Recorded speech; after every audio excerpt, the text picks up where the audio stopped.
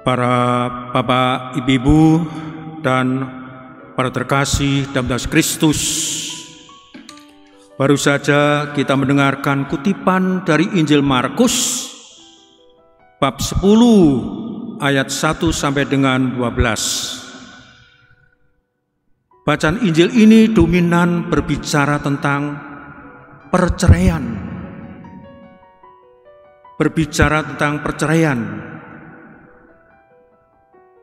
Berbicara tentang bercerai, saya pernah menemukan jargon atau satu kata singkat yang tegas. Jargon itu berbunyi begini: bercerai no, hidup bahagia yes. Ini sangat menarik, diucapkan oleh sejumlah suami istri ketika mereka melangsungkan ulang tahun perkawinan secara bersama-sama ketika gereja merayakan keluarga kudus Nazaret. Sejumlah suami istri itu mencanangkan suatu ungkapan jelas tadi itu: bercerai no, hidup bahagia yes. Nah, ketika saya menggarisbawahi kalimat pendek ini, ada sejumlah umat bertanya juga pada saya, aku mau tanya nih, sebenarnya hidup rumah tangga bahagia itu sungguh-sungguh ada, atau hanya impian semata? Apakah hanya angan-angan semata? Nah, dari pengalaman maka saya akan mengatakan, ya, nyata. Hidup berbahagia dalam rumah tangga itu ada. Bukan impian, bukan isapan jempol, bukan angan-angan semata. Tapi sungguh-sungguh ada. Buktinya selama saya menjadi romo, saya berkali-kali diundang untuk pesta syukur perkawinan.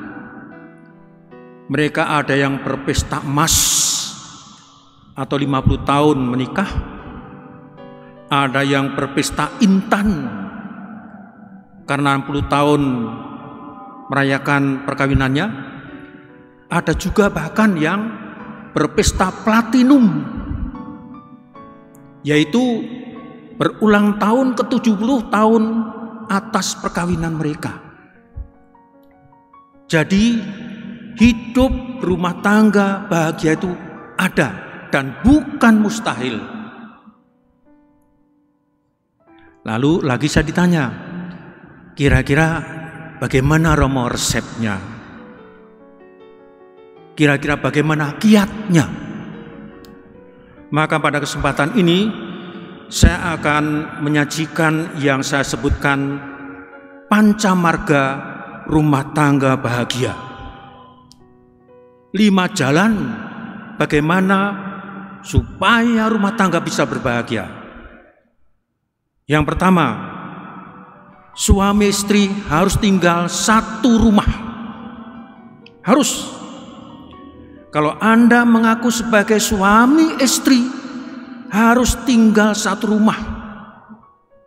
Ngontrak tidak apa-apa, nyewa tidak apa-apa, bahkan mungkin sementara nebeng di rumah mertua indah nggak apa-apa, tapi satu rumah. Sebagai romo saya tidak setuju kalau ada pasang suami istri bilang, saya di Bogor Romo, pasanganmu di Medan. Saya katakan, suami istri macam apa ini? Kok beda banget tempatnya? Satu di kota ini, satu di kota sana. Jadi penting sekali kalau mau hidup bahagia, suami istri harus satu rumah. Lalu yang kedua, sebagai suami istri, pastikan yang namanya ada prime time untuk Anda sebagai istri, sebagai suami. Ada waktu yang khusus untuk berduaan. ada waktu yang khusus untuk menciptakan romantisme yang dulu dialami semasa pacaran itu. Kapan? Ya silakan pilih sendiri. Mungkin berjalan-jalan, naik motor berdua, atau keliling kota, atau berhenti, duduk berdua di suatu food court, ngobrol. Tapi pilihlah, tentukan prime time untuk berduaan. Karena apa? Anda berkomitmen, kami ini suami istri. Itu yang kedua. Lalu yang ketiga, ini penting banget ini, penting sekali. Ini harus digaris bawahi tebal-tebal. Hal yang ketiga adalah antar pasang suami istri harus tahu kebutuhan primer sang pasangan. Kebutuhan primer sang pasangan. Ada orang yang demikian bahagia kalau dia dipuji. Kalau pasanganmu begitu senang dipuji, jangan pelit untuk memuji. Waduh, Ma, hari ini kamu cantik banget deh. Puji. Ma, hari ini masakanmu lezat banget. Ini sangat menyemangati. Kebutuhan primer sang pasangan ternyata dipuji. Bisa juga ada orang kebutuhan primernya adalah sentuhan. Maka mungkin berjalan pun bergandengan tangan, mungkin ngobrol pun dekat sambil memegang punggung sang pasangan. Itu rasanya mereka bilang, kami hangat, kami intim, kami akrab, karena sentuhan kurasakan, dan ini kebutuhan primerku. Ada juga sih orang yang kebutuhan primernya itu hadiah. Wah, ini berat ini, mesti ada modal banyak ini. Tapi ada pasangan yang dikasih hadiah kecil, hadiah bagus, itu menyenangkan, kasihlah hadiah. Atau ada orang yang kebutuhan primernya belanja, waduh tiap hari belanja. Ya mungkin sederhana apapun diajak. Nah, maka ketika orang bisa mengetahui kebutuhan primer sang pasangan, yang namanya bahagia dan betul hangat itu ada. Mengetahui kebutuhan primer sang pasangan. Lalu yang keempat adalah doa atau beribadah perpasangan. Doa atau beribadah perpasangan. Saya pernah ditanya, mau enakan menjadi pembimbing seminari atau enakan di paroki? Saya katakan dua-duanya enak. Kalau di paroki enaknya apa, Romo? Senangnya apa menjadi seorang Romo paroki? Ini yang saya sukai ketika saya jadi Romo paroki. Saya melihat pasang suami istri ke gereja bareng. Bahkan mungkin anaknya pun dibawa bareng. Wah, itu hati saya nyes gitu. Aku senang banget umatku bisa ibadah berpasangan, doa berpasangan. Bahkan di rumah pun, menjelang tidur, sesudah tidur pun juga begitu.